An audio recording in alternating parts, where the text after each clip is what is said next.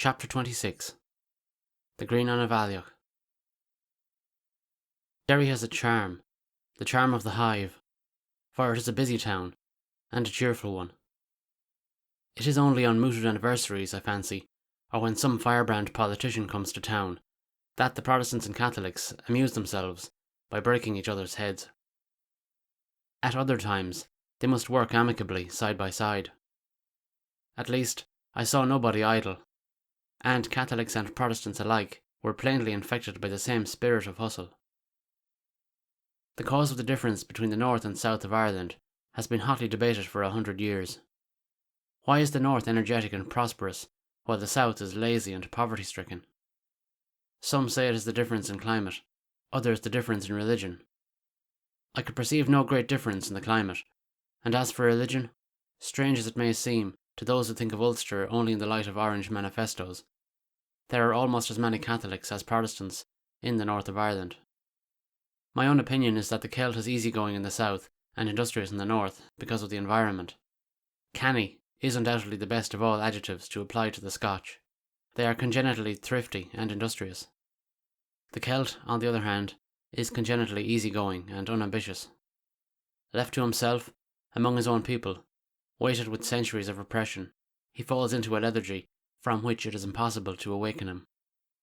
From which, I sometimes think, he will never be awakened. But put him in another environment, and he soon catches its spirit. At least his children catch it, and their children are confirmed in it, and there you are. Put them back in the old environment, and in another generation or two, they will have slipped back into the old habits of carelessness and improvidence. This, it seems to me, is the Irishman's history, not only in the north of Ireland, but here in America. He is adaptable, impressionable, and plastic. It would be absurd for anyone to go to Derry without making a circuit of the walls, and this we proceeded to do next morning. We mounted them at the new gate, where they are at least 25 feet high. There is a promenade on top about 15 feet wide, and along the outer edge, the old cannon given by the London companies still frowned down through the embrasures of the battlement.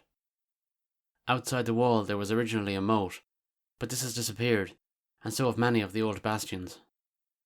A few of them still remain. The double bastion where the fruitful gallows stood, and from which the noisy old gun, affectionately christened Roaring Meg, still points out over the town. And back of the cathedral, the old wall stands as it stood during the siege, with its high protecting parapet, crowned with little loopholed turrets. The cathedral itself is a quaint, squat structure, with pinnacled tower, standing in the midst of a crowded graveyard, the most prominent object in which is an obelisk erected over the bodies of those who fell in the siege. The inscription, as is fitting, is long and eloquent.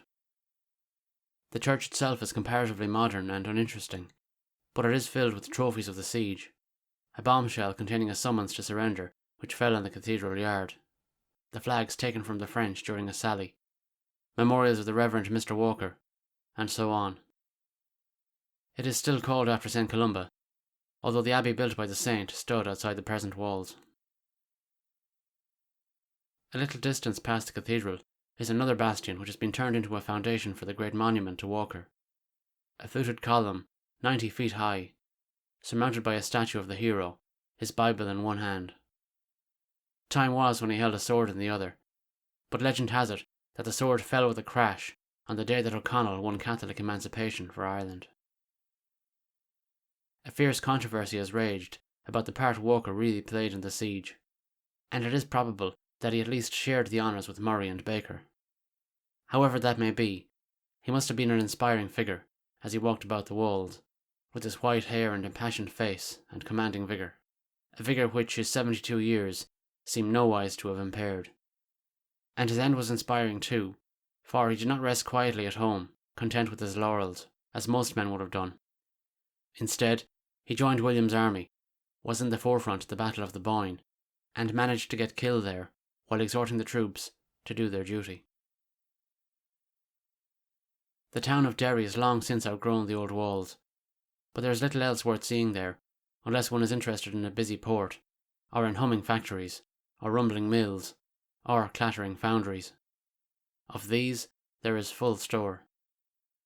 But a few miles to the west, on the summit of a hill looking down upon Lough Swilly, is the castle which was once the stronghold of the kings of Ulster, and for it I set out that afternoon.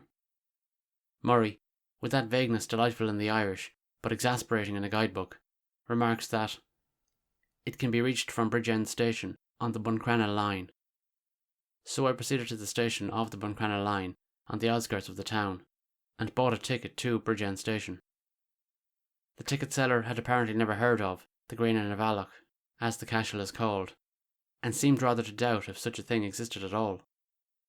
But I determined to trust to luck, and took my seat in the little train, which presently backed in along the platform. The Buncrana line is, I judge, a small affair.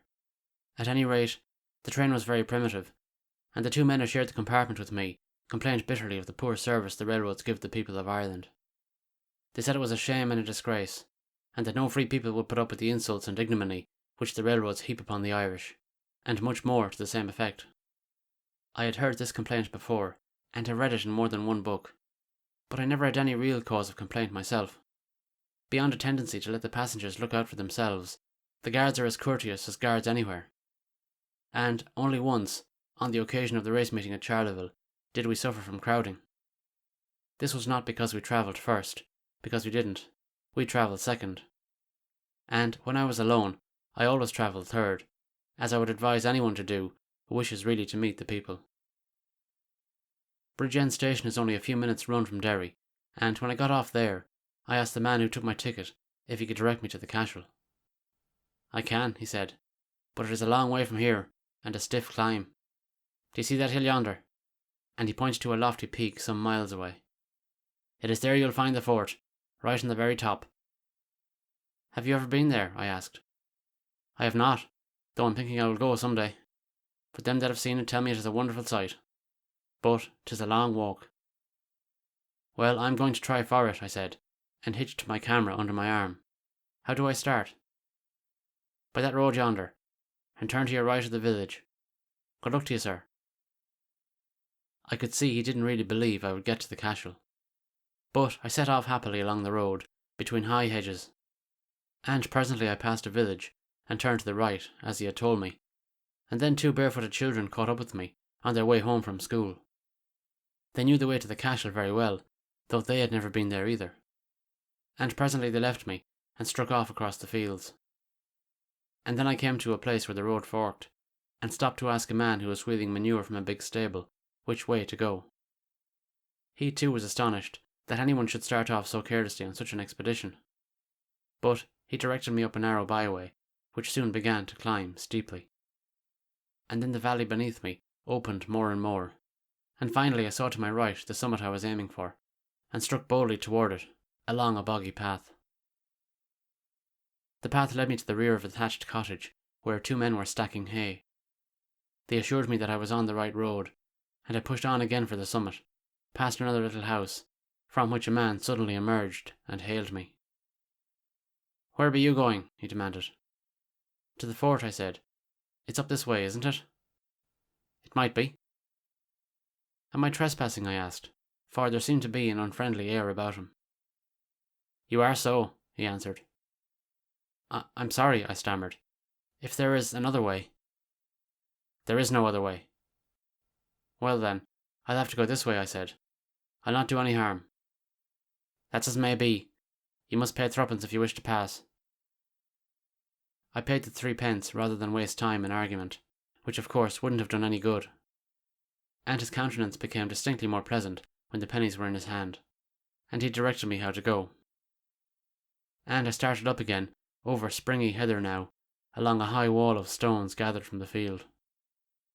And then the ground grew wet and boggy, just as it is on the mountains of Connemara, and I had to make a detour. The man who directed me probably thought nothing of a little bog. A ploughman in a neighbouring field stopped work to watch me with interest until I passed from sight, and 2 red calves also came close to investigate the stranger. And then I crested the last ridge, and saw towering before me the stronghold where Owen, son of Niall the Great, established himself to rule over his province, Tyrone. For a moment I was fairly startled at the huge apparition, grey and solitary and impressive, for I had expected no such monster edifice. A cyclopean circle of stone, looking like the handiwork of some race of giants, 300 feet around and 18 feet high, with a wall 14 feet in thickness. The outer face of the wall is inclined slightly inwards, and is very smooth and regular. It is made of flat, hammer-dressed stones of various sizes, carefully fitted together, but uncemented, as with all these old forts.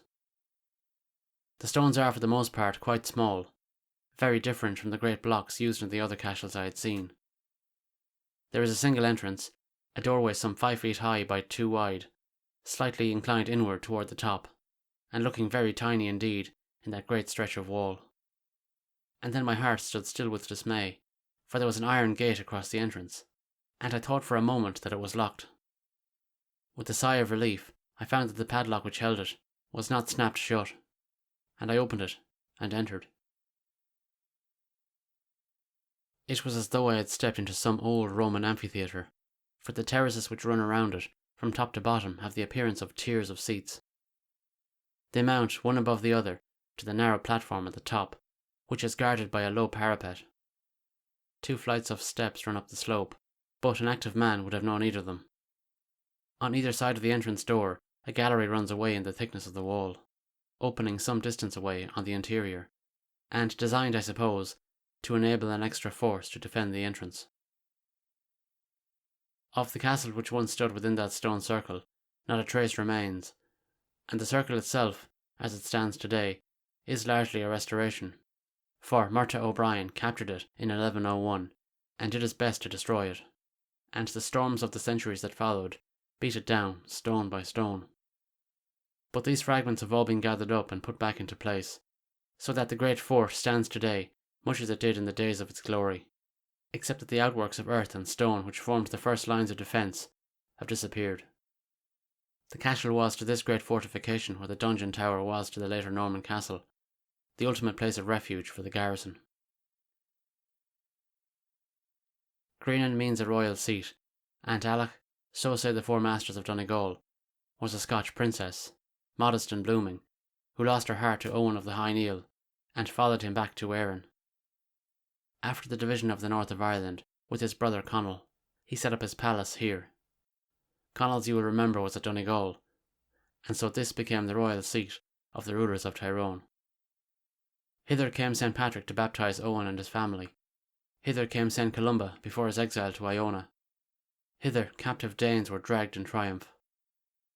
But at last, Murtagh O'Brien, King of Munster, led a great raid to the north, and defeated the army of Tyrone and captured the mighty fortress, and made each of his soldiers carry away a stone of it in token of his triumph.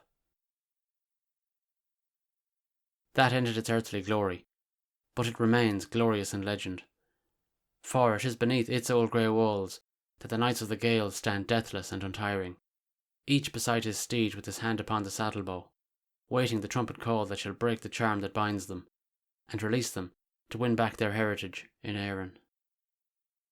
In the caves within the hill, the knights stand waiting, great vaulted chambers whose entrance no man knows. Nor does any man know when their release will come, whether tomorrow or not till centuries hence, for 'tis Kathleen Ní Houlihan herself who must choose the day and hour. Sore disgrace it is to see the arbitress of thrones, vassal to a Saxonine of cold and sapless bones. Bitter anguish wrings our souls with heavy sighs and groans. We wait the young deliverer of Kathleen Ní Houlihan. Glorious is the view from the top of those old walls. To the right is Lough Foyle, to the left Lough Swilly, with the hills of Donegal draped in silver mist beyond. Wild grey crags rising one behind the other, and away to the north, beyond the wide valley, are the hills of Inishowen, Owen's Island, if you know your Irish. I have never gazed upon a more superb picture of alternating lake and hill and meadow, of flashing mountain top and dark green valley. But if I was to get back to Derry that night, I had need to hasten, so I clambered down after one long last look. I had still my picture to take, and made 2 exposures, but they give only a faint idea of the majesty of this great fort, standing here on this wild, deserted hilltop. And then I started downwards, with long steps, past the cottages, with the beautiful valley before me, back to the highway, down and down among the trees, past the village, and so to the station. The guard was waiting there. "Well," he said, as I sat down mopping my face, for I had covered 3 miles in half an hour, "did you see the fort?" "I did so," I answered, for I had long since fallen naturally into the Irish idiom, and I told him what it was like, but I think he was unconvinced. "Was there a man stopped you?" he asked. "There was. A man at the end of the lane, right under the fort, who made me pay 3p before he would let me pass."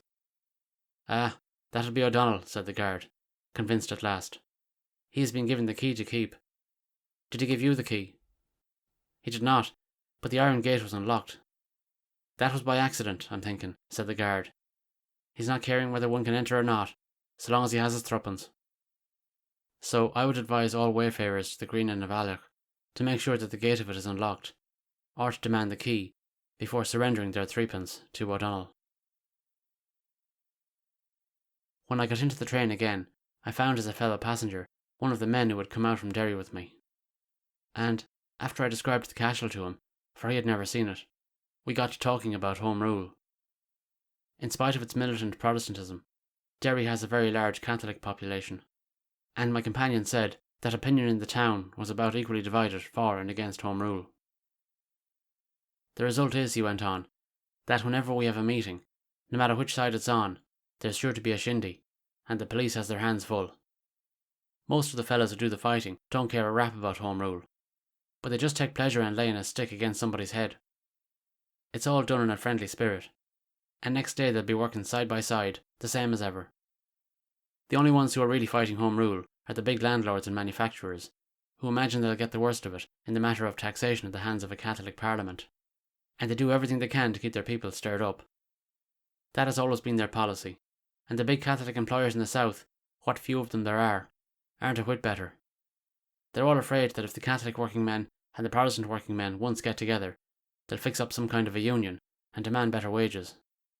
As long as they can be kept fighting each other, there's no danger of that. And the poor Egypts haven't sense enough to see how they're being made fools of. But they'll see it someday, and then look out. How about this army of Ulster the papers are so full of?" My companion laughed. "There isn't any army around here, unless you can call a few hundred devil-may-care boys an army. I did hear something about some drill going on, but as far as fighting goes, that's all nonsense.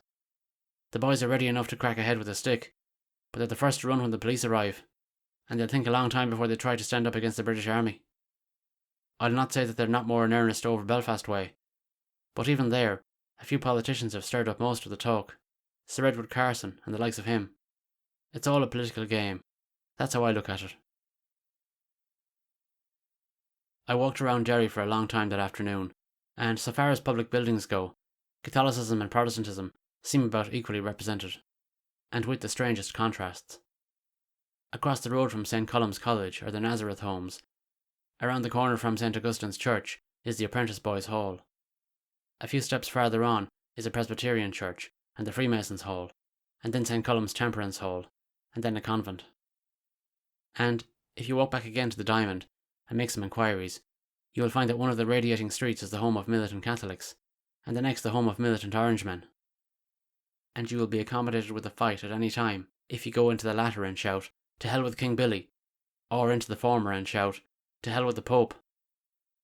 And if you buy one of the 2 papers which the town supports, you will read denunciations of Home Rule and contemptuous references to croppies, while, if you buy the other, you will read denunciations just as fierce of Orange plots against Ireland. I have wondered since how much of this agitation is subsidised, and how much is real. I have heard both Catholics and Protestants complain that it is kept alive in great part by professional agitators, working in very diverse interests, but to a common, selfish end. And that end, as my friend of the morning pointed out, the continuance, and if possible, the deepening of, the rift between the 2 religions. On the other hand, There can be no doubt that Protestants and Catholics alike take a fierce joy in an occasional fight, as lending a real interest to life.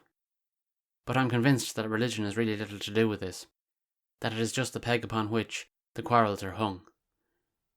If it wasn't that, it would probably be something else, for Irishmen have been fighting each other ever since history began. The fights at Donnybrook were as fierce as any, though there wasn't a Protestant in the crowd. The Orange Societies, of course, with their parades and taunting songs, and flaunting banners and praise of Cromwell and King Billy, do not make for peace. Usually, on such occasions, blows are exchanged, and so the name of Orangeman has come to be associated with riots.